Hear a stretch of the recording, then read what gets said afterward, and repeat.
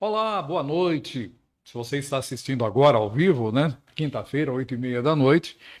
Ou se você está assistindo depois, durante o dia, bom dia. Está assistindo à tarde, boa tarde. O importante é que você assista, participe, compartilhe, né? Vale aquele toque, nosso Assim Podcast.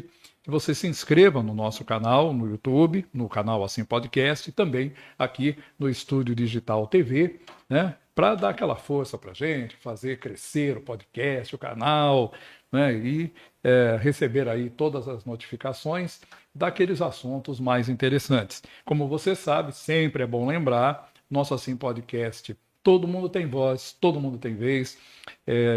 Aqui a gente não faz juízo de valores, né? Todo mundo pode se expressar da forma que acha melhor, desde que a gente mantenha aí dentro dos princípios éticos e democráticos, né? Todo mundo tem vez, todo mundo tem voz, sem que a gente fique aqui falando, não, tá certo, tá errado, né? Afinal de contas, a coisa mais preciosa que o ser humano tem é a liberdade, principalmente a liberdade de expressão, tá bom? Então, seja bem-vindo, se inscreva no canal no Assim Podcast. Ô, Mascotinho, boa noite, você tá bom, meu filho? Boa noite, tio Joel. Boa noite, tio Crespo. Boa Eu tô noite. bem.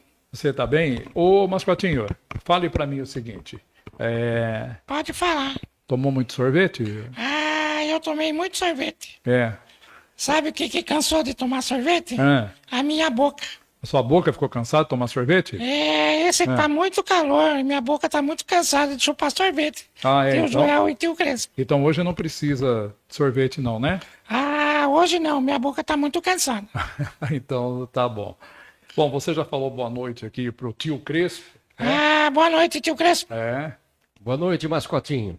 Então, vamos lá. Nós estamos recebendo hoje aqui no Assim Podcast o José Antônio Caldini Crespo, né? Houve aí um encurtamento do nome, né, para José Crespo, mas o José Antônio Caldini Crespo, o José Crespo, uma pessoa que durante muito tempo mesmo, participou da vida administrativa, da vida política de Sorocaba, de toda a região metropolitana, né? Teve um papel de muito destaque na política, foi deputado estadual, foi vereador e foi prefeito, né? E aqui nós vamos conversar um pouco sobre a pessoa, né? O ser humano, José Antônio Caldini Crespo, né? E também sobre o político. Vamos saber um pouco mais. Crespo, primeiro de tudo, muito obrigado por ter aceitado o nosso convite. É uma grande alegria ter você por aqui, revê-lo, né? Depois de algum tempo. É, e saber, naturalmente, como vai a vida, né? O que você está fazendo. E também falar um pouco da pessoa, né? Do José Antônio Caldini Crespo, o marido da Lília, né? Aliás, mandar um grande beijo para a Lília Marangoni Crespo, que é a esposa dele, uma grande cantora, viu? Uma grande cantora e uma pessoa também muito especial, né? Então, Crespo, seja bem-vindo e mais uma vez muito obrigado por ter aceitado. Sou eu quem agradece este convite, porque nós já nos conhecemos há tanto tempo. Antes de começar, nós falávamos e remontamos a 20, 30 anos atrás, Pois desde que é. nós nos conhecemos. Você, como um bom profissional da comunicação, naquela primeira época, participamos juntos do governo do Antônio Carlos Panunzio e depois continuamos, conhecendo e colaborando com o outro nos vários momentos jornalísticos e políticos de que você participou. Portanto, muito obrigado. Venho como cidadão, que, aliás, é a posição mais importante de qualquer um. A política não é ou não deveria ser profissão para ninguém.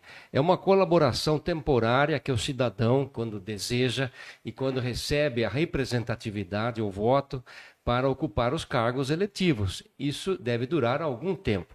Infelizmente, ao meu ver, hoje, dura muito mais do que deveria. Alguns tentam ou fazem a política uma carreira. Ficam a vida toda ali e é esse o grande problema, porque com isso eles vão cada vez se metendo mais em esquemas que, se não forem criminosos, são esquemas de perpetuação no poder, o que não é bom. Muito bem, mas o José Antônio Caldini Crespo, a pessoa, a política, na verdade, ela sempre esteve presente na sua vida, mesmo com você não participando dos cargos eletivos, né, porque o seu pai, saudoso, o Dr. José Crespo Gonzalez, que eu tive a grata satisfação de conhecê-lo, foi prefeito da cidade, um homem muito ativo politicamente, muito ativo na comunidade, né? Foi responsável pela vinda do SESI para Sorocaba. Então, como é que é? Foi esse exemplo dentro de casa, quer dizer, sempre vendo também o seu pai que te levou para a política, ou a princípio você falava, não, eu quero fazer outra coisa, eu quero, sei lá, ser como você é, engenheiro, advogado, eu quero seguir por essa profissão aí, mas como é que foi? Foi exemplo do pai ou você nem pensava nisso? Eu creio que eu tive dois momentos ou influências que marcaram mais a minha vida. Isso porque aconteceram quando eu era menino, quase adolescente. E é a época em que todos nós nos damos conta de que somos gente e temos um futuro pela frente. Então a gente procura valores, a gente procura sonhos que possam ser realizados mais tarde. E um dos pontos é esse. Eu, menino ainda, vi o meu pai, que antes estava fazendo carreira profissional no SESI. Sorocaba já era uma cidade industrial, mas ainda não tinha uma representação do SESI, que já existia, mas em São Paulo, em algumas poucas cidades do estado. E escolheram Sorocaba para que tivesse uma delegacia regional. Isso em 1946. E então o Armando Panunzio veio de São Paulo e a primeira pessoa que ele contatou e se tornaram parceiros foi o meu pai, José Crespo Gonzalez, que era um advogado ainda recém-formado, um historiador, estava às voltas com o centenário de Sorocaba, foi fundador do Instituto Histórico, mas também através dessa parceria com Armando Panunzio, ele acabou então criando o SESI aqui em Sorocaba, e que de lá para cá tem prestado tantos e bons serviços. O Armando Panunzio tinha uma vontade política. Ele havia sido candidato a prefeito 3 vezes antes e não tinha conseguido se eleger. Se elegeu na 4ª vez. E quando ele foi prefeito, meu pai assumiu a posição dele, que era a principal, no SESI, a Delegacia Regional de Sorocaba. Mas meu pai foi também secretário das finanças dele, de Armando Panunzio, porque naquela época o maior problema de Sorocaba era exatamente esse, um desequilíbrio nas contas públicas, que afetava inclusive o pagamento salarial dos servidores. Eu me lembro, eu pequeno, aquele alvoroço na frente da prefeitura, que era onde hoje é a Fundec, ali na Rua Brigadeiro Tobias, de passeatas de funcionários que não tinham recebido o salário. Estavam dando vales, mas naturalmente não era o ideal. Então meu pai conseguiu, naquele governo do Armando Panunzio, fazer o equilíbrio financeiro. Isto foi a maior obra daquele governo e, em razão disso, ele acabou tendo destaque e se elegeu na sucessão de Armando. Então a política entrou na minha vida, eu ainda menino, por observar esses fatos que aconteciam dentro da minha casa. Essa coisa política, que era uma coisa que tirava o meu pai muitas vezes de casa, mas o tempo disponível ele estava por ali. Eu me lembro que ele vinha com uma pasta cheia de papéis, eram processos administrativos, e ele tinha uma cadeira do papai, a gente ficava vendo televisão, brincando, e ele despachando ali junto conosco. Ele não estava ali porque estava trabalhando, a mente estava ocupada com os processos, mas eu tinha o pai fisicamente na sala. E vi como exemplo que era uma pessoa que levava muito a sério essa coisa, a política, uma representação das pessoas, do povo da cidade.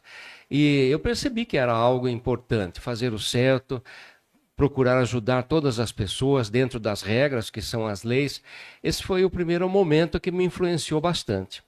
Mas e aí? Quando chega a adolescência, vai chegando a adolescência, você começou também, você teve um envolvimento, né, na vida comunitária, né? Ainda não na política, mas na vida comunitária, né?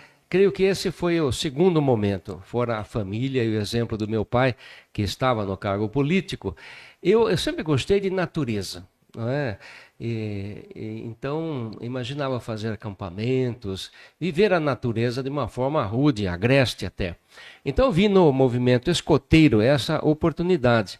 E havia um grupo no SESI, foi onde eu comecei, mas esse grupo durou pouco. E depois eu entrei no grupo de escoteiros Baltazar Fernandes, que ficava ali na rua Santa Clara, onde é a igreja presbiteriana até hoje. E o chefe do grupo era o reverendo Mateus Benevenuto, que se tornou, anos seguintes, quase um segundo pai para mim, porque eu me envolvi muito no movimento escoteiro, ocupei todas as posições ao longo do tempo lá, chegando até a guia da tropa. Ou seja, aquilo eu incorporei no sentido de que a pessoa deve respeitar todos os demais, que somos iguais, que temos objetivos de vida e que devemos até fazer uma boa ação todos os dias. Então essas são as regras, algumas até consideradas jocosamente, mas que trazem valores para dentro da pessoa. E naturalmente o grupo, né? Era um grupo fraterno, todos os jovens escoteiros naquela época. Isso também me influenciou bastante. Eu diria que esses dois momentos é que forjaram a personalidade. Naquela época de criança, ou especialmente adolescência, as pessoas que procuram valores acabam encontrando nessas influências. Eu acredito que foi um momento muito bom para mim. Muito bem. E aí, Crespo, você estudou onde? Quais escolas você Bem, frequentou? na época a designação era aquela. Eu fiz o primário no Padilha, depois eu fiz o ginásio e o colegial no Estadão, fiz depois um ano de cursinho, porque eu queria fazer engenharia eletrônica, porque era moda naquela época. Minha mãe, professora de matemática, nem ela nem meu pai me forçaram a alguma coisa, mas eu ganhei um brinquedo, que era de montar circuitos eletrônicos, gostei e pus na cabeça que eu queria. Então, tinha que passar numa universidade que dispusesse desse tipo de curso. Então, fiz o cursinho e acabei passando na minha primeira opção, que foi Campinas. Por quê? Vejam as circunstâncias e as influências. O meu professor de física, muito conhecido de todos, professor Valério Gozano, ele fez uma excursão com os alunos do colegial para conhecer aquilo que era a recém-inaugurada nova universidade, a Unicamp. A da USP, a Poli, nesse caso, já existia há mais tempo. Mas nós fomos visitar a Unicamp e eu gostei muito do que vi na excursão com o professor Valério. Então eu pus na cabeça que eu gostaria de disputar o vestibular para estudar engenharia lá. E consegui, depois de um ano de estudos, consegui passar, fiz o meu curso de engenharia na Unicamp. Depois de formado engenheiro, trabalhei em algumas empresas como engenheiro. A última delas é engenheiro ferroviário, porque eu me especializei em Campinas como engenheiro eletricista de tração elétrica. Essa foi a especialização. Então procurei oportunidade na FEPASA, depois de algum tempo apareceu, e que eu comecei a trabalhar na ferrovia. Meu trabalho principal foi esse, como engenheiro de manutenção de locomotivas elétricas em Sorocaba mesmo. Mas a minha esposa, a Lilian, ela tinha vontade de fazer o curso de Direito. Ela já era formada como comunicóloga social, já trabalhava nisso, mas gostaria de fazer. A gente já era casado, então, lógico que eu apoiei essa vontade dela, mas também não queria eu ficar sozinho em casa. O curso teria que ser à noite, não é? Então, fui junto, fizemos Direito os dois, na nossa faculdade de Direito, e foi uma ótima experiência também, porque eu nunca militei, como agora que estou militando um pouco, mas naquela época eu nunca militei como advogado, mas acabei gostando muito dessa atividade, até porque quando a política chegou para mim, eu passei a utilizar muito mais os conhecimentos que eu adquirira como bacharel em Direito e advogado do que os de engenharia, não é? Engenharia era realmente uma vontade pessoal, gostava de investigar aquela coisa nova que era a eletrônica, mas não trazia tanto retorno social como o Direito e a política me trouxeram. Muito bem, Crespo. E aí, você, com a formação, você tem especializações fora do Brasil, né, em engenharia, não é isso? Você foi fazer algumas especializações. Em tração elétrica, principalmente, dentro da FEPASA, surgiu a oportunidade de eu fazer a representação da ferrovia no Japão. O Japão tinha, creio que ainda tem, um setor governamental que é o que eles, não só em ferrovias ou engenharia, em praticamente todas as áreas da cultura e áreas profissionais. Mas eu fui como engenheiro ferroviário para o Japão, fiquei quase 4 meses lá, tendo aula sobre a ferrovia em geral, especialmente a japonesa. Eles já tinham o Shinkansen, que é o trem de alta velocidade, que eu pude conhecer desde as oficinas até as fábricas que forneciam equipamentos, Mitsubishi, Sumitomo e todas as grandes lá no Japão. E depois eu acabei viajando de trem ao longo do Japão, de norte a sul. Ou seja, foi uma experiência importante não só profissionalmente, mas também pessoalmente, porque o Japão é um país, embora tão desenvolvido, é longe, não é? Eu nunca tinha imaginado que poderia fazer turismo lá. Mas como engenheiro eu fiquei esses meses, gostei tanto da experiência que eu estudei a cultura japonesa enquanto estava lá. Cheguei a fazer artigos para os jornais daqui sobre esse assunto, a cultura japonesa, porque nos finais de semana, quando eu não tinha as aulas profissionais, eu fazia visitas em locais culturais de vários tipos diferentes. Por exemplo, eu escalei o Monte Fuji, que é uma coisa que poucos brasileiros até hoje já fizeram. Mas foi algo fantástico que eu fiz, levando 12 horas para subir, depois outras tantas para voltar, juntamente na noite em que eu fui, com mais 3.000 pessoas, e a maioria delas de idosas, pessoas idosas. Mas eu também não quero enveredar demais para não fugir dos temas que você certamente tem. Mas profissionalmente, como engenheiro, a minha estadia no Japão foi marcante. Muito bem. Tem a imagem aí, o Emerson, a imagem do Monte Fuji para o pessoal. Claro que é o cartão postal do Japão, né? Ele é uma montanha, ela é muito simétrica, né? Ela não parece uma formação da natureza como, né? Ela é. Você usou a palavra exata. Ela é muito simétrica. Nem parece todos que foi os vulcões desenhado, né? são assim, não é? É. E também nem todos têm essa capa permanente de gelo, né? Se bem que isto não é verão. Eu estive lá no verão do hemisfério norte, então já não tinha essa capa. E o que está por baixo dessa capa, lógico, o vulcão deve ter havido muitas erupções, mas com o tempo isto acabou se transformando em pedras roliças, o que então facilitou esse formato simétrico, mas também dificulta muito a subida, porque você dá um passo adiante e volta meio passo. Porque o solo são só pedrinhas, não são grandes, mas são roliças, né? E lá em cima é o cume do vulcão, onde tem um observatório, alguns equipamentos, e foi realmente fantástico poder fazer essa escalada, que tem um pouco a ver com a natureza, os meus tempos de escoteiro, né? Claro. Eu, como escoteiro, fiz muitos acampamentos, enfrentei muitas situações que poucas pessoas fazem, né? Eu gosto de fazer. Hoje eu sou até mergulhador autônomo, faço um mergulho subaquático. Muito bem, então esse aí é o Monte Fuji. Crespo, e aí depois desse trabalho na ferrovia, depois de todo esse aprendizado, tudo isso, você chega então à vida pública, né? Não com um cargo eletivo, mas você chega para presidir a URBS.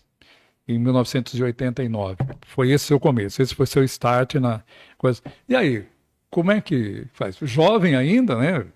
Chegando para tocar algo tão importante, né? 33 anos, quando eu comecei na vida política, não no cargo eletivo, mas sim como presidente da URBS por nomeação do então prefeito Antônio Carlos Pannunzio. E foi uma decisão pessoal, eu não tinha nem me estabelecido muito. Aliás, a minha carreira como engenheiro eletricista é diferente de um engenheiro civil, que normalmente tem um escritório, faz seus projetos. Eu não, eu era um engenheiro de máquinas e ferroviário também. Então, eu não tinha pretensão de fazer política, porque eu percebia antes, na minha adolescência, que era algo importante, que as pessoas poderiam fazer. Servir a população, é uma gratificação você ver o seu trabalho proporcionando uma melhoria de vida para as pessoas. É diferente das máquinas, né? As máquinas, elas, vamos dizer, é importante também esse trabalho, mas você não tem a mesma gratificação quando você lida com pessoas. Então, eu imaginava que um dia eu poderia fazer política, mas não tinha planos mais imediatos. Foi quando um amigo de família, que é o Antônio Carlos Panunzio, ele se candidatou e me chamou para ajudá-lo na campanha. Fui, ajudei a ele se eleger, mas não tinha nenhum compromisso de eu participar do governo dele. Eu estava começando ainda uma carreira como ferroviário. Mas ele me pediu que fizesse um projeto para melhorar o transporte urbano em Sorocaba. E eu levei isso muito a sério, não só para que com isso ele pudesse eleger, mas porque eu reconhecia também que o transporte urbano de ônibus era precário. Era no tempo da Vima. A Vima, no início, digamos que foi uma empresa que atuou bem, mas depois ela começou numa concorrência predatória com outras empresas e também a quantidade de sócios. Sócio é uma necessidade em qualquer empreendimento que você comece. Claro. Mas isso também traz encargos e problemas, né? A Vima tinha quase 30 sócios, entre titulares, esposas, viúvas, filhos e até netos. Então não tinha como dar certo naquele momento. Era um grande problema para Sorocaba. E todos os candidatos a prefeito, em 88 foi essa campanha, que prometeram, caso eleitos, que iam melhorar. O Panunzio também. Mas ele na campanha me pediu que eu estudasse, ele sabia que eu era do ramo de transporte ferroviário, mas também transporte. E eu então estudei a fundo e fiz um plano com a construção de terminais de integração para aumentar a velocidade, eu diminuir o tempo de viagem e com custos reduzidos em razão dela, a integração. Então eu apresentei isto, ele gostou, apregoou esse plano na campanha e ele se elegeu. E, portanto, ele me procurou, olha, você fez o plano, ele ajudou a gente se eleger, agora eu quero realizar o plano. Ninguém melhor do que você para isso, né? Isso me pegou de surpresa, porque eu não pretendia exercer um cargo, era incompatível trabalhar na ferrovia e também na Urbis. Mas aceitei o desafio, ficamos 4 anos, conseguimos implantar a totalidade daquele plano de transportes, com a construção dos terminais, com o financiamento do BNDES, e comprando 300 ônibus novos para aquela época, modernos e grandes, eram os vermelhões, os padrão. 3 portas. Pois é. Então, o plano foi as fichas plásticas na ocasião para a bilhetagem e também conseguimos a bilhetagem automática sem mandar embora nenhum único cobrador. Esse é um aspecto interessante. Nem Curitiba, naquela época, e nem até hoje conseguiu isso. Talvez porque Sorocaba era uma cidade bem menor do que Curitiba, que foi o nosso laboratório. Essas ideias vieram de lá, que já estavam bem sucedidas, mas nós tínhamos que adaptá-las para Sorocaba. No caso dos cobradores, como nós tínhamos implantado o Caixa Único, ideia que trouxemos de Curitiba também, e tivemos tempo, mais de ano para isso, nós conversamos com as empresas, que nós naturalmente já tínhamos contratado e pagávamos por quilômetro rodado, que eles não demitissem os cobradores. Enfim, a função de cobrador foi eliminada naquele tempo, mas nenhum cobrador foi mandado embora. Por quê? Nós tivemos esse mais de ano para que as empresas retreinassem os cobradores, como borracheiros, eletricistas, motoristas, todos com salários maiores do que o cobrador. O cobrador era o que menos salário ganhava.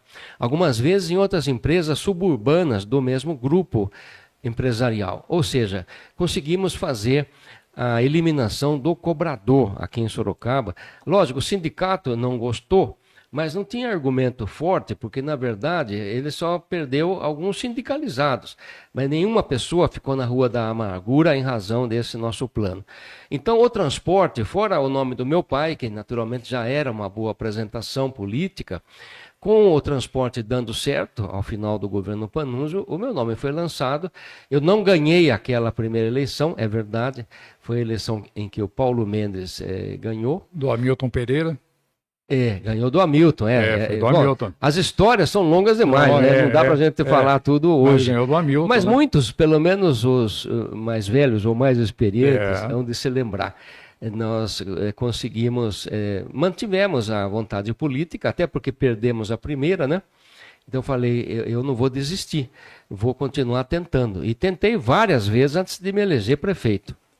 Pois é, Crispo, questão, por exemplo, do Paulo, do Paulo Mendes ter vencido a eleição. O Paulo, ele tinha sido prefeito antes do Panunzio, em 87, mas porque ele era presidente da Câmara, e aí vagou a prefeitura, né? Nós tivemos aí alguns acontecimentos que levaram a prefeitura a não ter o prefeito eleito e nem o vice, né? O prefeito saiu para ser presidente da Caixa Econômica Estadual, o vice-prefeito que assumiu saiu para assumir como deputado estadual, né? E o Paulo, que era presidente da Câmara, acabou assumindo, governou até 88, aí teve a eleição e o Paulo conseguiu vencer em 92, ele venceu, assumiu em 93. Mas aconteceu uma coisa interessante na história de Sorocaba, porque em 92 nós tivemos os candidatos a prefeito. Então, você era o candidato, o Hamilton Pereira, o Paulo Mendes, o Renato Amari foi candidato naquela época também. E o resultado foi, o Paulo venceu. Mas, em 1994, na eleição de 1994, aconteceu uma coisa que há muito tempo não acontecia, né, em Sorocaba. Então, Sorocaba elegeu o Panunzio, que foi prefeito até o final de 92, como deputado federal. E aí elegeu Crespo, Hamilton Pereira e Renato Amari como deputados estaduais. Quer dizer, vocês tinham ali a bancada de Sorocaba, né? E esse foi, então, essa foi a sua, vou colocar assim, primeira vitória em cargo eletivo para deputado, né? Então, como é que foi isso? Chegar lá na Assembleia Legislativa, assim, é a primeira, né? É a primeira vez. Como é que foi? Como é que foi o sentimento e muita preocupação, e agora? Será que vai? Será que não vai? Você conseguiu trabalhar junto com o Hamilton e com o Renato em prol de Sorocaba, porque tem uma foto icônica no jornal, vocês três de mãos dadas, né, a bancada sorocabana e tal. Como é que foi isso? De fato, em 94 foi um momento histórico nesse sentido. Sorocaba se deu conta de que já era uma cidade grande, médio porte, mas já tinha capacidade de eleger seus próprios deputados, gente que, no mínimo, morasse aqui, podia não ser natural de Sorocaba, mas que tinha sua residência, esposa, filhos, amigos, clubes. Isso é importante, de fato, isso são as raízes que o político deve ter para que realmente ele esteja à disposição da população.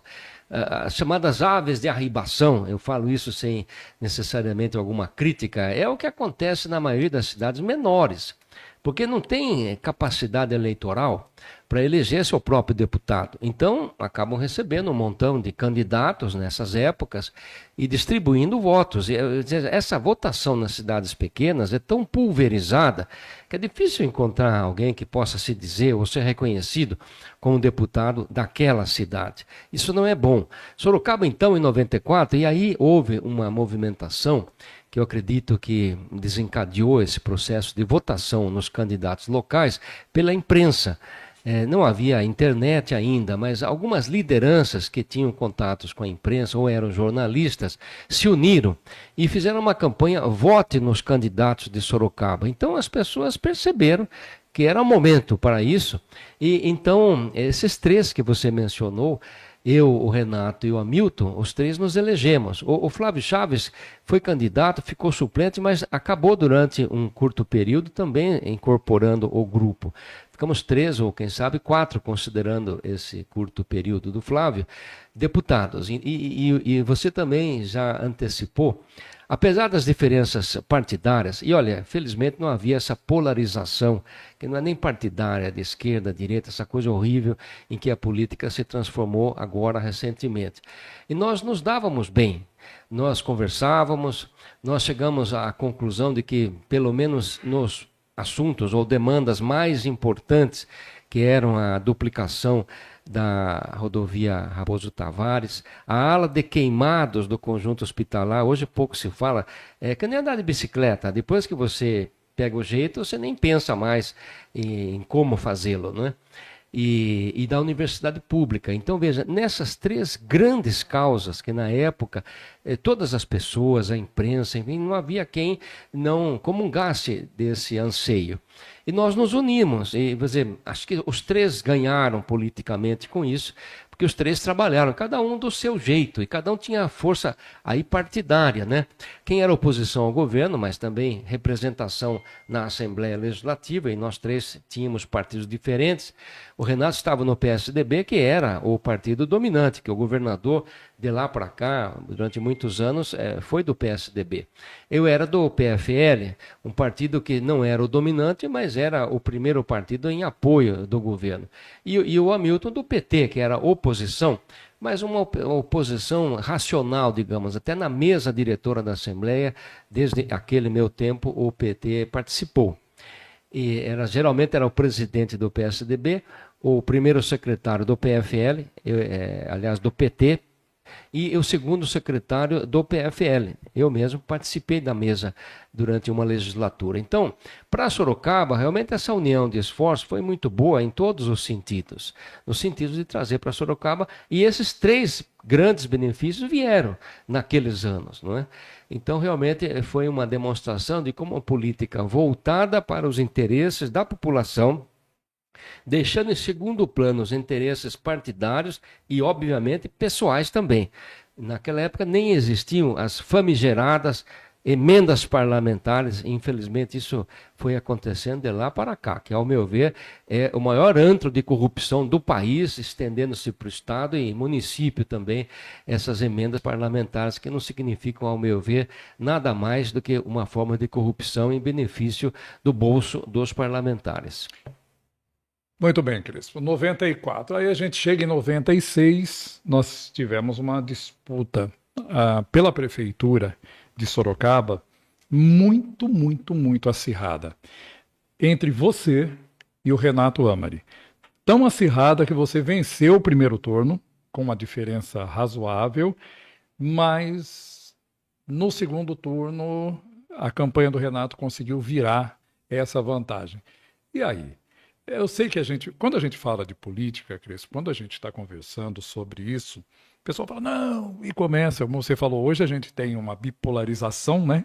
Você tem direita, esquerda, porque se você é de esquerda, você é isso, se você é de direita, você é aquilo. Quer dizer, como se não houvesse nada de bom na direita e nada de bom na esquerda. É lógico que os extremismos, sejam eles quais forem, eles não são bons. Mas aí fala, não está falando de política, mas a nossa proposta aqui é falar de política, mas também falar do ser humano, né? O que acontece? Em 92, você se candidatou a prefeito, não foi eleito, em 94 é eleito deputado, em 96 você vai ao segundo turno e perde a eleição no segundo turno. Fica um gosto amargo? Como é que ficou? Como é que você encarou isso? Porque o pessoal fala, mas o político está acostumado com isso, se pede ou ganha, não sei o quê. Não, mas é um ser humano, né? Não é uma máquina, né? E como é que foi isso? Bem, olha, eu começaria respondendo, depende um pouco da razão principal de você se lançar na política. Eu volto a dizer, sempre eu me considerei apenas um cidadão disposto a colaborar nesses mandatos, nada mais do que isso. Eu nunca tive sequer a intenção de tirar proveito pessoal, de me meter em esquemas de corrupção nem nada. Portanto, quando eu perdi uma eleição, e eu participei de 14 eleições, perdi 7 e ganhei 7 eleições. Então a derrota acabou sendo apenas um resultado momentâneo. A minha imagem sempre foi muito boa. Portanto, eu ficava chateado durante 2 ou 3 dias, óbvio, mas depois levantava a cabeça e tocava em frente. E até me aproveitando dessa defasagem legal entre as campanhas municipais e, no meu caso, as estaduais. As federais também são junto com as estaduais, mas eu disputei e ganhei os mandatos a deputado estadual. Portanto, eu disputei e perdi as eleições municipais quando estava durante o mandato de deputado, de prefeito. Perdi a prefeito quando estava no mandato de deputado estadual. Então, veja, a derrota, claro que tem um sabor amargo, mas quando você consegue mostrar quem você é, quais são as suas propostas, e de uma forma séria, até porque eu sempre registrei no cartório os meus planos de governo para que as pessoas pudessem não apenas saber, mas depois me cobrar, caso eu fosse eleito. Então, a minha imagem só melhorou. As derrotas me deram mais votos para a campanha, nesse caso, a campanha a deputado, que viria depois de 2 anos. Por isso que as minhas votações aumentaram naqueles anos. Em 1970, não, em 98, isso, eu fui o 9º deputado estadual mais votado no estado de São Paulo. Lembrando que são tantos deputados, né? E 94. eu fui o 9º mais votado. Então, isso significou que, apesar das derrotas que eu já tinha Só explicado, é 94 anos, são 94 deputados. Né? A minha imagem só melhorou a ponto de que eu tivesse essa votação. Mas não consegui o cargo que eu almejava, que é como prefeito. Até que na minha eleição de 2007 eu fiquei suplente. Eu fui bem votado, fiquei suplente. E sabe-se que até a 3ª, 4ª suplência na Assembleia serão esses suplentes chamados depois de 2 anos, porque vários deputados estaduais eleitos disputam a prefeitura e se elegem prefeitos. Alguns então, viram secretários. Alguns 3 a 4 suplentes são chamados. Eu fiquei suplente em 2007, mas eu fui convidado a disputar como vereador, cargo que eu nunca tinha sequer disputado. E achei que essa era uma solução para que eu conseguisse chegar ao cargo principal como prefeito. Aceitei, o que foi bom, fiquei mais perto. O mandato como vereador, sob esse ponto de vista da cidadania, Joel, eu posso afirmar porque fiz isso e fiz no sentido inverso. Primeiro como deputado, depois como vereador. É um mandato muito mais resolutivo, você está muito mais... Claro que você tem que trabalhar direito, você está muito mais exposto também. Mas eu nunca tive esse tipo de receio. Eu sempre fui uma pessoa transparente. Se eu estava lá para trabalhar e não para roubar, qual era o problema? Até de perder a eleição, mas também de prestar contas do que eu fazia. Porque, infelizmente, por melhores ideias que você tenha, é muito difícil você realizar. Porque exige legalidade, as leis têm que permitir o que você deseja fazer, tem que ter orçamento, que depende do executivo, né, das suas relações com o prefeito na ocasião, e de apoio de setores da comunidade. Então, não é nada fácil você realizar, ainda mais como vereador, que é um cargo apenas legislativo de leis e também de fiscalização. Mas eu fiquei, e com isso eu deixei de ser candidato a prefeito, já não tinha aquela facilidade do mandato defasado. E, em parte por esse motivo é que me aproximei de Renato, que fora antes, como você já observou, na campanha de 96 principalmente, o meu, entre aspas, pior adversário. Os dois tinham chances de ganhar. E, de fato, no primeiro turno eu ganhei com 15% de vantagem. No segundo turno, no dia da eleição, em que os jornais acreditavam na margem de erro que eu ganharia por 1%, perdi na margem de erro, também por 1%. Isso, ao meu ver, se deveu principalmente porque no segundo turno, alguns partidos que não foram a esse turno acabaram, então, se alinhando com o Renato, que foi o caso do PT. Era a Yara Bernardi, a candidata derrotada, mas que apoiou o PSDB. E não me apoiou. Ela, o Teodoro Mendes também. Então, são circunstâncias. E com esse peso que tiveram esses dois partidos, naturalmente, e os seus aliados, os seus eleitores, então acabei perdendo por essa pequena margem. Mas continuei na atividade política. E depois, como vereador, ocorreu, mais recentemente, em 2016, que eu já estava apoiando o Renato. Me tornei um amigo pessoal, até hoje. É um amigo, infelizmente ele foi acometido de uma enfermidade, mas eu ainda o visito e temos uma amizade. Ele confiou em mim, me indicou como sucessor quando ele desistiu da campanha. Eu retomei a campanha que era dele e, com o apoio de toda a equipe, ganhamos numa campanha difícil também com o PSOL, né, um partido aguerrido que só tinha ido ao segundo turno em 2 cidades, Sorocaba e Belém, no Pará. Portanto, todo o peso nacional do partido PSOL estava talvez um pouco mais até em Sorocaba do que em Belém, no Pará. Então, nós conseguimos ganhar por uma margem razoável no segundo turno, e daí me elegi. Mas, infelizmente, os laços políticos continuaram acirrados. Já não era tanto a polarização horrível em que a política caiu nestes últimos anos pós-pandemia. Mas, infelizmente, já não houve do PSOL, que era um partido importante, quase ganhou a eleição, de ajudar. Realmente, desde que começamos o governo, eles se colocaram como oposição pura e simples, né, atrapalhando muita coisa que a gente pretendia fazer na Câmara e, naturalmente, através da imprensa também. Infelizmente, isso faz parte da política. Nem sempre os adversários eles agem no sentido crítico apenas. Muitas vezes acabam sabotando o governo.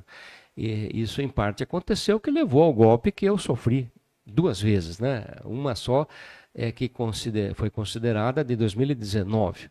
Tanto é que a primeira foi anulada pelo tribunal. Quer dizer, somente a anulação do tribunal já demonstrou para quem prestou atenção de que era um golpe. Não tinha fundamento a cassação de um prefeito por falta de decoro, né? Que foi o motivo que me levou à cassação. Crespo, pouquinho antes dessa sua eleição para prefeito, quando você falou de ter ficado como suplente de deputado para deputado estadual e você venceu como vereador, eu me lembro muito bem que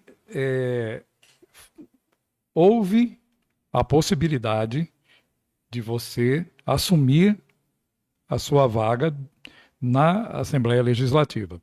Você podia continuar como vereador, quer dizer, você tinha tempo, vai ser vereador ou vai ser deputado.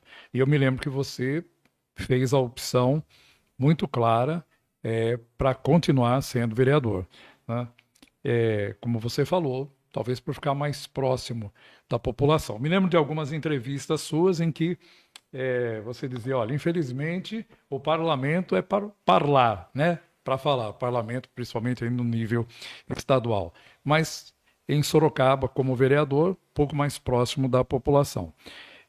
E aí, você, entre a tua primeira disputa eleitoral para prefeito e a tua eleição, nós tivemos cerca de 25 anos, quase 25 anos isso.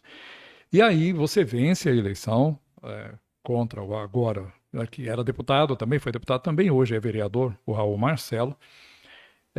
Você vence a eleição e chega lá. E essas coisas que aconteceram durante esse seu mandato como prefeito, elas já se apresentaram assim, no primeiro dia, na primeira semana, ou isso foi vindo? Você percebeu que tinha alguma movimentação, que tinha alguma coisa ali que não batia, que não encaixava, ou você também foi pego de surpresa? Como é que foi isso? Eu nunca me considerei uma pessoa ingênua, até porque a minha experiência política já era grande quando eu ganhei. Quantos mandatos de deputado? 3? 3 como deputado e 2 como vereador. 2 como vereador, tá. Ou seja, eu já era experiente, mas nunca participei de esquema nenhum, que eu suspeitava que existiam esquemas na Assembleia. Na Câmara, percebi menos, porque minha cabeça estava em outro lugar, estava trabalhando para as demandas de Sorocaba, apresentando projetos e também fiscalizando. São as duas tarefas legais. Do legislador, né? Do legislador, deputado, do vereador. Não tinha tempo. Eu não estava procurando benefícios pessoais nem para alguns grupos, né? Mas, infelizmente, esses esquemas existem. Pioraram. Nos últimos anos, tudo piorou, infelizmente. Agora, o vil metal, a corrupção é o que impera. Acho que não tem outro tipo de conversa nesses ambientes fechados dos parlamentos, municipal, estadual e federal. É a palavra de ordem, mas não é o tema dessa questão. Realmente, eu assumi, depois dessa campanha ferrenha, contra o PSOL, apoiado pelo PT, naturalmente, e eles nunca desceram do palanque. Quer dizer, veja, eu perdi 4 vezes para prefeito e respeitei quem ganhou. Quer dizer, nunca houve esse antagonismo de tentar sabotar ou prejudicar o outro candidato. Eu não fiz e não havia esse tipo de atitude. Mas, infelizmente, o PSOL, não quero dizer Raul, claro que ele era o candidato. Mas a equipe realmente nunca desceu do palanque, nunca me perdoou por ter ganhado a eleição, né? É algo estranho de se dizer, mas realmente começaram a tentar atrapalhar todo tipo de... Eu sempre me dei bem com o PT, na Assembleia e também como vereador. A gente fazia trabalhos em conjunto, mas quando eu me elegi prefeito, eu realmente passei a sofrer esse boicote. Mas a cassação não veio tanto em razão desse aspecto político, ideológico, digamos, mas sim porque vereadores, e eu não vou dizer nomes, até porque para você dizer nomes tem que provar. Esse tipo de prova é quase impossível de você conseguir. Veja, fazendo de longe a analogia com a Lava Jato, né? Então é muito difícil você acusar alguém que cometeu um crime com as provas necessárias. Mas infelizmente comecei a perceber que havia alguns vereadores que queriam propina, para ser bem exato.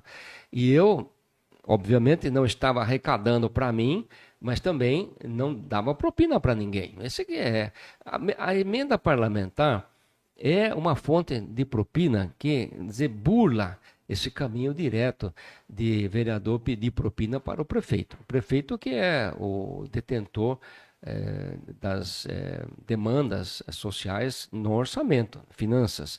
Mas quando não é um pedido direto de vereador para... Eu não estou falando só de Sorocaba, hein? Isso, infelizmente, são os parlamentos todos. Os poucos que não eram assim no começo acabaram sendo contaminados. Mas depois vieram as emendas, que você não precisa tanto pedir favor para o prefeito te passar a propina. Propina o que é? O prefeito tem que superfaturar, cobrar mais de um contrato, de algum serviço prestado, e esse a mais naturalmente fica um pouco para a empreiteira, outro no bolso do prefeito e outro para vereadores, imprensa, seja quem for que esteja à venda naquele momento. Mas veja, o problema de você dar no sentido de governabilidade, que é uma palavra bonita, mas na verdade é crime quando praticada dessa forma. Não é o pior. O pior não é você dar a propina, é você arrecadar. Para você dar primeiro, você tem que arrecadar. Aí você vai burlar ou fraudar a lei, muito pior. Eu nunca fiz isso, por vários motivos. Um dos motivos é a imagem. Você tem que cuidar da sua imagem mais do que tudo. Eu já tinha uma boa imagem durante aqueles quase 30 anos anteriores, para não esquecer do meu pai, que já me deu uma boa imagem. Então, eu realmente... Falhas você pode cometer. Aliás, só não comete falhas, erros de trabalho quem fica em cima do muro. Tem prefeitos marqueteiros que só ficam prometendo coisas e não fazem nada. Esses têm até uma vantagem durante um tempo, antes das pessoas perceberem o que eles fazem como rotina. Mas eu era um prefeito resolutivo, cobrava o plano de governo. Então, minha cabeça estava naquele sentido. Não dei propina e isso começou a gerar uma insatisfação muito grande de alguns, não todos, vereadores. Mas, sabe, essas campanhas, vamos dizer, maldosas e com interesses próprios, acabam contaminando o ambiente. Aquele que não adere passa a ser mal visto pelo seu próprio grupo. Então, e boicotado.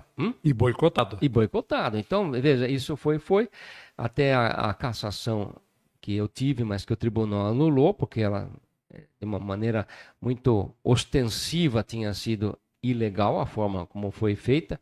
Não havia número de vereadores para me cassar. Então eles cassaram o próprio vereador. O vereador Anselmo foi cassado, porque ia votar em mim, mas esse grupo de conspiradores que queria dar o golpe percebeu isso e cassaram o Anselmo. Quer dizer, isso é uma outra ilegalidade que eles cometeram. Então, essa cassação foi anulada pelo tribunal. Eu voltei. Mas foi aprimorada depois de 2 anos, né? Eles acabaram corrigindo os problemas processuais que garantiriam a cassação E daí a justiça, porque naturalmente ela não tinha fundamentos, continuou não tendo fundamentos. Mas quando eu recorri ao Poder Judiciário, a resposta dele, judiciário, foi que eles não se intrometem em assuntos interna corporis, assuntos próprios da Câmara. Isso é uma meia-verdade, que se você olhar a política em geral, quer dizer, nunca, antes nem pensado foi de o judiciário interferir tanto na política. Até estão legislando, muito mais a esfera federal, é lógico. Mas, enfim, essa foi a explicação do judiciário. Veja, o presidente da minha comissão processante era o namorado da vice-prefeita, a principal interessada na minha cassação. Essa foi uma das irregularidades. Mas o judiciário não quis, não é que ele julgou contra mim, ele não quis julgar. Então, transitou em julgado a decisão da Câmara, eu deixei de ser prefeito. Agora, pessoalmente, como eu não tinha ido lá para roubar, e não estava roubando, até o motivo da cassação era exatamente esse, eu voltei à minha vida como cidadão, depois de quase 30 anos, e reassumi o meu trabalho como advogado. Agora eu já tenho algumas ações de que eu sou autor, eu não estou mais fazendo política eleitoral e nem partidária, não tenho partido mais, por vontade própria.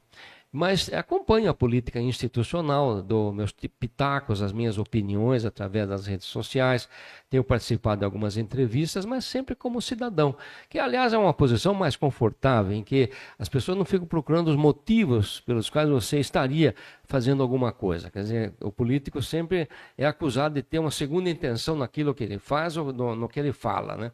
Como eu não sou candidato, nem partido tenho, eu me sinto com maior liberdade para exercer o meu papel político, que eu apenas dou opiniões que eu tenho, que eu leio muito, converso com pessoas. Então, eu creio que eu tenho uma opinião razoável. E é isso que eu faço politicamente. Crespo, você escreveu 2 livros. O Fernando de Souza, ele está mandando os aplausos aí. Obrigado, Fernando. É isso aí, Fernando. Crespo, e você escreveu livros para contar uma história que não se passa em Sorocaba. Como é que é isso? Foi. Porque, veja, eu pedi, o judiciário não quis... Boa noite. Boa não... noite. Boa noite, dona Antônia. Boa noite, Antônia. Eu, naturalmente, me senti injustiçado quando, não pela cassação em si, porque eu já sabia que não podia esperar outra coisa daquele grupo de vereadores, que queriam mesmo a propina. E eu não dei. E já houve na história de municípios muito próximos, poderia citar Araçoiaba da Serra, Votorantim e mais um outro município, em que os vereadores tentaram a mesma coisa. Eu também recebi recados durante o processo de cassação, mas antes da data, de que o que eles queriam era dinheiro. Bastava que eu desse dinheiro que eles arranjariam um motivo para ou perda de prazo, ou falta de provas, para acabar com a comissão processante. Mas eu não dei porque eu não tinha e eu não pretendia entrar no esquema de corrupção para conseguir esse dinheiro. Então acabei sendo cassado. Eu lamentei, não por mim, porque eu passei a ter uma vida melhor até do que eu tinha. Eu trabalhava 16 horas por dia na política e sempre motivado, porque tinha tanta coisa a ser feita. O meu trabalho era cobrar os secretários. Realmente, quase todo dia eu cobrava o andamento dos processos e projetos do plano de governo. Mas com a cassação, quem perdeu foi a cidade. Aquele plano foi perdido, esquecido, nem a minha vice que assumiu mal conhecia o plano e ela também sofreu que, para ela se manter no cargo, ela teve que entregar o governo para os vereadores que tinham cassado. A mim salvaram ela por um voto. Então, infelizmente, a política só descambou de lá para cá, não apenas em Sorocaba, infelizmente, no país todo. O livro veio porque o judiciário me deu amparo, não me deu amparo, veio com essa de assunto interna corporis. Eu pedi a investigação do Ministério Público, local, estadual, federal, e levei quase um ano aguardando. Depois disso, todos eles disseram que também não iam abrir um processo de investigação sobre as ilegalidades cometidas no processo de cassação contra mim. Mas o que aconteceu? Os conspiradores exageraram na dose. É como remédio. Remédio, se você toma ao certo, cura a sua doença, mas se você tomar demais, exagerou a dose do remédio, pode até matar. Então, o que eles fizeram? Queriam me caçar, caçaram. Eles tinham poder para caçar. Só que eles também foram a Polícia Civil, depois ao Ministério Público, alguns entraram com processo judicial. Isso está sendo bom, Porque eu pedi a investigação que o IMP não quis fazer. Não aconteceu essa investigação, mas através dos processos contra mim que eu tenho respondido, eu estou tendo a chance de demonstrar que houve uma conspiração. E as sentenças, para o bom entendedor, estão demonstrando isso. E claro que eu não estou pretendendo voltar ao cargo, nem na política, eu estou numa outra vida melhor. Quem perdeu foi a cidade e o plano de governo nosso, que infelizmente ficou engavetado, desapareceu. Mas foi o que eu sofri e acabei então escrevendo o livro. E esse livro ficou de ficção, né? É um livro que se passa no Segundo Império Brasileiro, numa cidade distante de Sorocaba, mas que mostra qual é a finalidade do livro. Então ele não tem relação direta com os fatos que eu sofri. Eu não teria provas para isso. Mas mostra o que fica nos bastidores da política. O livro tem essa finalidade.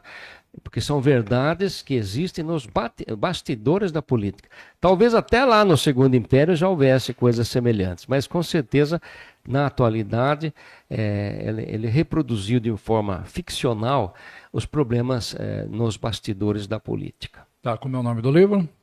O nome do livro é A Conspiração do Sem Mesada, que não tem nada a ver com Sorocaba. Sim. Só ficção. Sim, qualquer semelhança é mera coincidência, né? Está escrito isso na primeira página. Claro, lógico. Então, Cristo, e aí a gente começa a ver, por exemplo, pelas notícias, pelo que circula, a gente teve lá a Operação Casa de Papel, que envolveu muitas pessoas, mas que quando começa realmente a se desenvolver e a ser apurado, começa assim, não está chegando naquilo que a gente achou que era, né? Quer dizer, os culpados, alguns não são tão culpados assim, né? Começam a aparecer, você esteve na Câmara com o presidente, o pastor Luiz Santos, pedindo algumas documentações, algumas coisas, porque começam a aparecer uma documentação que talvez não fosse o que era na época, né? Então, como é que é isso? Isso chega e... Bom, já pintamos o quadro dos bastidores. Havia uma vontade de caçar o prefeito, ou por motivos ideológicos, Obrigado, Juliana. O lado ideológico dos conspiradores que não tinham descido do palanque após a eleição de 2016. Mas havia o lado corrupto mesmo, de gente que só queria mesmo propina. Mas todos esses se uniram, porque eles tinham que conseguir 2/3 de votos entre vereadores. Então, foi feita uma união de interesses, né? Então, os ideológicos se uniram aos corruptos para conseguir esse número de votos na hora H. Eu acreditava antes que se houvesse a cassação sem motivos, que ela seria anulada novamente pelo judiciário, mas a novidade para mim é que o judiciário dessa vez não quis interferir. Na primeira vez, tanto interferiu que até anulou a cassação, porque cada vez cai para um juiz diferente e até numa Câmara, quando chega no tribunal, uma Câmara com juízes, desembargadores diferentes. Então, não dá para você imaginar que uma decisão judicial, numa outra situação igual ou muito parecida, vai ter um resultado igual, né? Eu achava que sim, mas na prática percebo que não é assim. Depende de circunstâncias. E o livro, então, simplesmente preencheu esse espaço. É um legado que o cidadão José Crespo deixou para as pessoas que estão ou têm interesse político. Você acredita que haverá alguma situação, algum momento em que que as pessoas realmente vão compreender e falar, viu, não foi bem isso, né? Veja, não deveria, né? Quem se interessa por política, como você não só porque você é um agente político, mas como jornalista, que tem muito a ver com essa atividade também, você está aí há décadas, então você sabe tudo, eu admiro e gosto de conversar com pessoas assim, mas são uma minoria. Veja, essa juventude, os teenagers atualmente, é verdade o que eu vou dizer, e certamente você já sabe, mas é chocante também. Quer dizer, essa juventude e que está crescendo, logo, se não é ainda, vai ser eleitora logo, logo. Elas não, aliás, algumas não sabem nem aritmética, tá? Não tem, infelizmente, as escolas não estão ensinando nada atualmente. É outro problema, talvez o mais grave, é o problema da educação brasileira. Mas eu estou falando de cultura. Se você perguntar para essa juventude quem foi Tom Jobim, Elvis Presley, até cantores que não têm pecha de políticos, né? Muitos políticos têm uma pecha negativa. Cantores ou jogadores de futebol, não, sempre foram cultuados e queridos. Mas se você pergunta, eles não sabem, eles não conhecem, ou seja, a perda de memória cultural é muito grande, e jamais foi tão grande quanto a que se verifica atualmente. Portanto, as pessoas estão perdendo. Aliás, eu ainda sou do tempo, em 21 de abril, por exemplo, que era feriado, a gente ia na escola para ouvir uma locução sobre Tiradentes. Quer dizer, o feriado era para cultuar o patrono daquela data. Hoje em dia, se perguntar quem foi Tiradentes, ninguém sabe. Percebe? A data hoje é simplesmente um feriado. Então, a nossa perda cultural no Brasil é uma das coisas mais lamentáveis, tristes, e eu receio que a curto prazo nem tenha a solução. É o que nos diferencia em termos educacionais, mas também do desenvolvimento humano com os países, não só os asiáticos, podia citar a Coreia do Sul, mas vamos falar dos escandinavos, que não tem nenhum problema maior que se deva destacar. Mas a Finlândia, a Suécia, a Noruega, a Dinamarca, são países do primeiríssimo mundo, modernos, mas que têm uma educação fantástica. Eu podia citar Japão, mas então aqui não, nós estamos caminhando no sentido oposto. Sem educação, sem uma cultura, não há o que se possa esperar de políticos, né? Primeiro, a escalada da corrupção. Segundo, a falta de alternância no poder. Quer dizer, eu atualmente sou contra qualquer reeleição, até a reeleição no legislativo, até a reeleição no judiciário. E poderia argumentar o porquê cheguei a essas conclusões. Pior do que você votar mal, escolher uma má pessoa para ocupar o cargo representativo, é essa pessoa ficar tempo demais no poder. Quer dizer, se você votou errado, pelo menos ele só vai ter 4 anos para tentar atrapalhar a condução dos processos democráticos. Mas se o cara pode se reeleger, seja em qual dos 3 poderes, está sujeito a ter aí um ditador vitalício. Ou se não for a ditadura escancarada, um esquema de corrupção cada dia pior, em que quase tudo que o povo paga em impostos vai para o bolso de meia dúzia, nem fica no Brasil, por sinal. Muito bom. A Juliana Souza, falando aqui da Unifer, a gente teve a Zelinda, a Cristiana Etier, o Pedro Bittar também aplaudindo, Dionísio Maria de Souza top. A gente, quando nós tivemos essa vontade de convidá-lo, Crespo, a gente sabia que nós teríamos aí muitas participações. A história é a história recente de Sorocaba, quer dizer, nós temos a história um pouco mais antiga, né? Passando lá pelo seu pai, pelo doutor Armando Panunzio, pelo Antônio Carlos Panunzio no seu primeiro governo, depois no governo seguinte, antes que você vencesse a eleição. Aqui falamos de figuras políticas extremamente importantes na cidade de Sorocaba. Você falou da oposição e do trabalho junto à oposição também. É importante destacar que a oposição ela é necessária. É necessário que um governo tenha aquilo que a gente chama de oposição, mas não oposição por oposição, né? A oposição porque às vezes, e muitas vezes talvez, no ímpeto de fazer alguma coisa, você que é a situação de fazer alguma coisa, alguns detalhes podem escapar e a oposição está ali para dizer exatamente isso. E nós tivemos em Sorocaba parlamentares da oposição, vereadores da oposição, que eram extremamente responsáveis com relação, inclusive, à oposição. Então, vamos votar contra porque a situação mandou, o prefeito mandou? Não, nós vamos votar a favor, porque nós estamos enxergando isso para um bem da população, embora a gente queira que mude uma coisa ou outra, tal.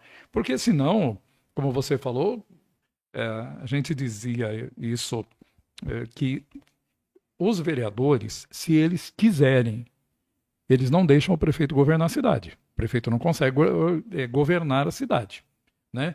Mas se eles quiserem, a política, o governo, ele corre, que é uma maravilha, né? Então, são os poderes independentes, deveriam ser harmônicos entre si, mas que a gente assiste longe de Sorocaba, como você falou, né? Em outros lugares a gente assiste que hoje a gente vê, o pessoal fala, é a nova política, né?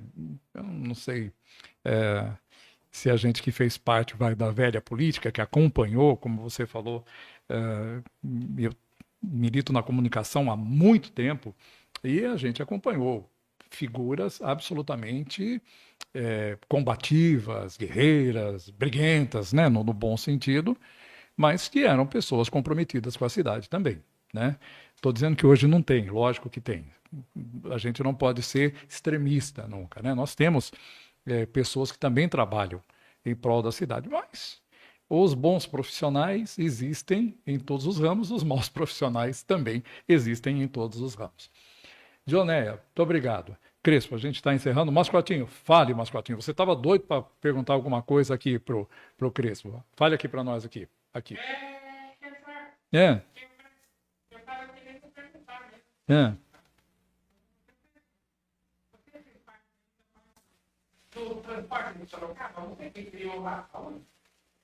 Eu não criei a URBS, Mascotinho, ela já existia, mas com outro perfil de trabalho. A URBS foi criada alguns anos antes do governo Antônio Carlos Pannunzio para ser a empresa que faria licitações ou pelo menos contratos de obras em geral, obras civis em geral. Para sermos exatos, era uma maneira de burlar a legislação, aproveitando uma brecha de coisas que a prefeitura não podia fazer, mas naquela época se acreditava que uma empresa pública poderia. Mas, ao meu ver, era uma burla à legislação. E quando o Antônio Carlos Pannunzio ganhou, ele resolveu acabar com isso. A prefeitura passou a fazer as licitações, com as dificuldades ou prazos alongados que ela tem. Mas sabe, qualquer licitação, por mais complexa que seja, se você não quer roubar, em 3 ou 4 meses você termina. Nem impugnações muito acontece. As pessoas percebem que a coisa está indo bem. Mas a URBS, então, ela não foi extinta, mas ela se transformou na empresa de gestão do transporte coletivo. Nós nunca tivemos a intenção e nunca o fizemos de comprar ônibus para dirigi-los, né? Estatizando o serviço. Não, eu sempre fui contra isso.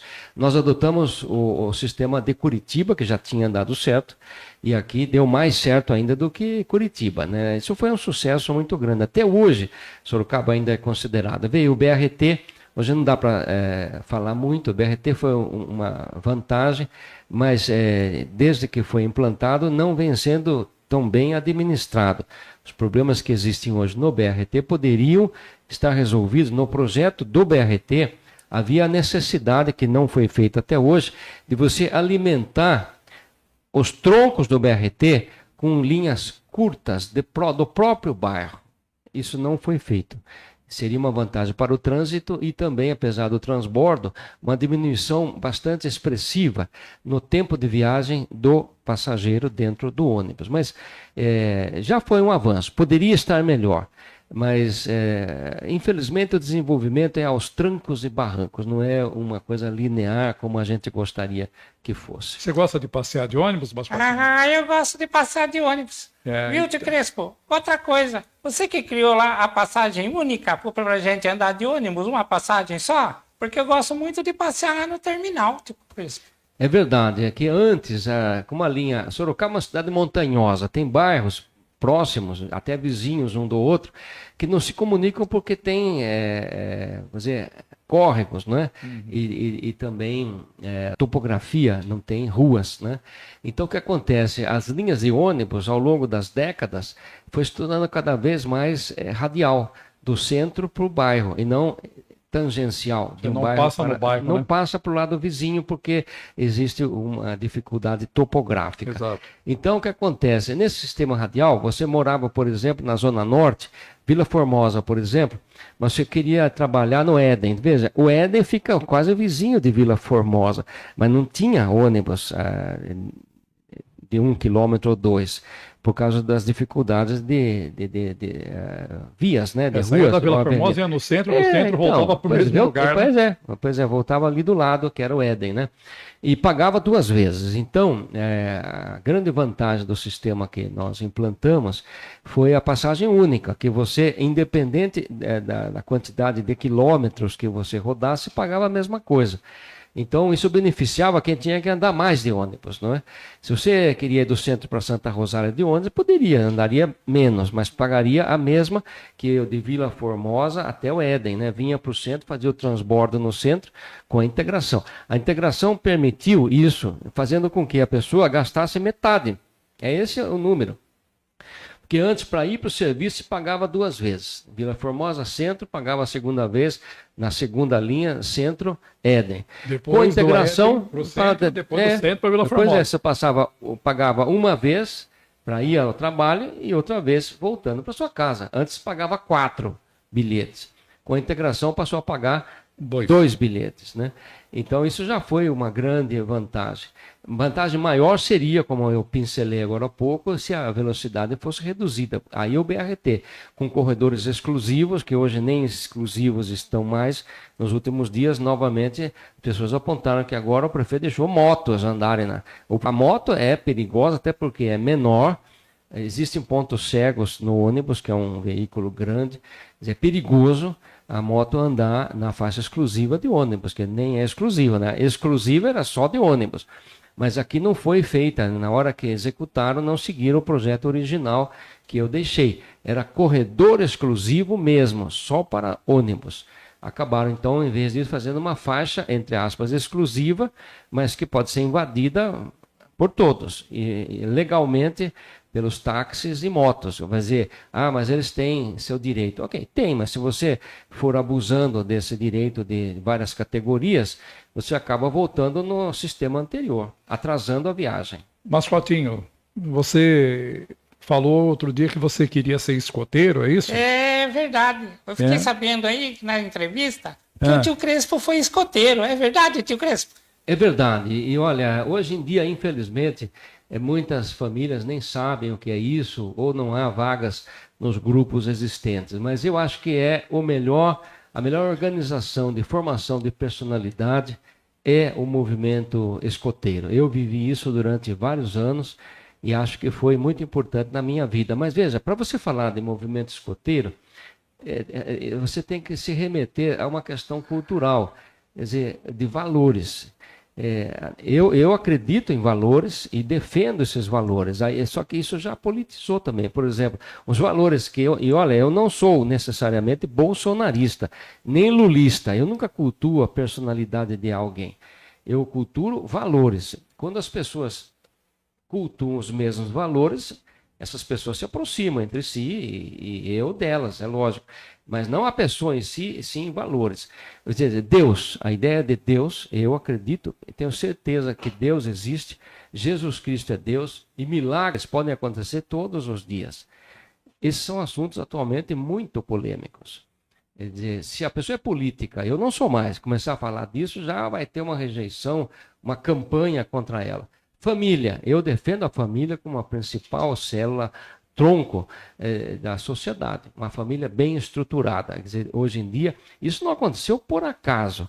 Isso aconteceu porque foi uma corrente política que, não conseguindo se infiltrar política ou militarmente no mundo, resolveu destruir a cultura. Esse é um caso pensado, destruir a ideia de Deus, destruir a ideia de família, que são valores, a ideia de pátria. Nessas três é a terceira na minha cabeça, mas a pátria significa a cultura, a língua, as tradições. Se você não tem tradição, você perde a sua identidade. Quer dizer, nós somos imigrantes, mas cada um temos, melhor ainda, as tradições dos povos que emigraram para cá. Mas, enfim, valores são algo muito importante, mas para alguns que querem destruir a sociedade a fim de tomar esse poder, eu vou só encerrar dizendo, também sem prolongar na questão ideológica, se você dirige um determinado núcleo social, enquanto as pessoas que estão com você aceitarem, você pode estabelecer ali um sistema administrativo próprio. Ok. Foi o que aconteceu com a Revolução Russa em 2018. Ok. Só que um dos objetivos, talvez o mais importante da Revolução Russa, não era aquele novo regime, era expandir o regime para o mundo inteiro. Esse é o grande problema. Guerra Fria, outras guerras aconteceram em razão de por que tinha que expandir a força ou infiltrando culturalmente para destruir os valores, o comunismo. Ao meu ver, esse é o grande problema. Agora diminuiu. A Rússia, muitos dizem que nem é comunista mais. Mas seja como for, você querer interferir na política ou na administração do mundo inteiro, tentando provar que o seu regime é melhor, isso é falta de respeito. Quer dizer, cada povo, cada pátria devia ter mesmo o direito, a soberania de cuidar daquele pedaço, daquele espaço cultural e social. Mas não, nós estamos sofrendo aqui na história, até este momento, essa vontade de fazer daqui um regime totalitário que não é da nossa tradição. Bom, eu não quero enveredar mais, até porque, como você falou, o tempo nosso já está acabando. Devo me despedir já? Então, Mascotinho, mas você quer ser escoteiro? Eu quero. Quando sabe que o tio Crespo leva para fazer escoteirismo? Olha, então vá, você, seus filhos, eu já passei por isso. É o melhor movimento de formação, porque veja, a educação não é propriamente a escola que deve dar. Ela tem uma carga didática, de aprendizado, mas a educação é a família. Só que com a mulher no mercado de trabalho, que foi uma conquista das mulheres, não tem ninguém ficando muito em casa para fazer a educação dos filhos. Ficam largados na rua, muitas vezes, sujeitos ao tráfico de drogas e a coisas piores. Então, o movimento escoteiro é um dos poucos que pode corrigir isso, né? Já que a família não está tendo tempo ou cuidando da educação, a cultura familiar dos seus próprios filhos, e a escola também não está fazendo isso, até porque não é tanto a obrigação dela, da escola. Lá na escola está proibido hoje de você ensinar valores, né? Na escola. Você não pode cantar o hino nacional, você não pode ter crucifixo, não pode falar em Deus, não pode ler a Bíblia. Nas escolas aqui em Sorocaba também. Isso já é fruto dessa infiltração comunista que, infelizmente, foi programada há algumas décadas para acabar com a sociedade e colocar, naturalmente, o comunismo depois no vácuo desses valores. É o que aconteceu com a União Soviética. Por falta de valor, as pessoas começaram a beber e a própria União Soviética comunista deixou de existir. Mas é um assunto muito polêmico para a gente falar hoje. Sim. Muito bem. Então, se você quiser ser escoteiro... Só para terminar, eu posso levar meu cachorrinho, o Tsunami? Levar onde? Lá no escoteiro. O cachorro dele, ele tem um cachorro chamado Tsunami. Tsunami? Bom, imagine o... Depois ele deve ser bravo esse cachorro. Mas acho que pode, sim. Por que não? Dependendo do cachorro, se ele for comportado lá, não ficar... Com esse nome, né? Tsunami, né? Com esse nome, né? Mas eu acho que ele vai gostar também. E nos acampamentos, não é comum, mas também não é proibido levar. Tá bom. Mascotinho... Obrigado, tio Crespo. Não tem de quê, Mascotinho? Vambora? Bora, Mascotinho. Então tá bom. Tchau. Tchau. Sem sorvete hoje, hein? Tchau. Gostei muito de estar com você, Mascotinho. Obrigado, tio Crespo. Crespo, muito obrigado pela sua participação, pelo bate-papo, pelas histórias. Sou eu que agradeço novamente e digo mais, que você merece todos os louvores, porque você mantém esse podcast com entrevistas variadas. Sim. Qualquer público assistindo sempre, é isso que eu peço a todos que deem audiência. É importante para a própria manutenção de um podcast como este, né? Muito variado e que realça lados da nossa história, né? O futuro você aprende muitas vezes com o passado, corrigindo alguns pontos, mas é ali que a gente faz a nossa identidade. Então, parabéns, você é um repositório da memória sorocabana, brasileira até, para as suas experiências fora daqui, Joel. E você faz cidadania nesse podcast, em tudo que, aliás, quero dizer para todos que ainda não conhecem a sua trajetória. Você é uma pessoa que eu admiro muito, você é um profissional de primeira categoria e que até hoje nunca desanimou de lutar pela cidadania aqui em Sorocaba. Você não é exatamente político, nunca quis enveredar por campanhas e mandatos, mas seu trabalho é duradouro, muito importante. Muito obrigado pela oportunidade. Muito bem. Gente, estamos encerrando então o Assim Podcast. Dionéia Souza, parabéns pela entrevista. Obrigado, Dionéia. A nossa intenção aqui realmente é contar histórias de todas as pessoas que vêm aqui de boa vontade, têm seu espaço, sua vez e sua voz. A gente, como eu disse, a gente que faz o Assim Podcast, Joel Robson, o Tony Atier, nosso produtor, o Emerson aqui cuidando da parte da transmissão, né? A gente gosta de ouvir histórias e histórias interessantes. Então, muito obrigado. Semana que vem tem mais. Semana que vem nós vamos receber a professora Elide. Ela é professora de oratória e ela tem histórias maravilhosas para contar. A gente vai conversar sobre vários assuntos aqui, mas principalmente sobre oratória. Ela vai dar umas dicas aqui muito boas, tá bom? Gente, valeu, obrigado. Até semana que vem. Tchau.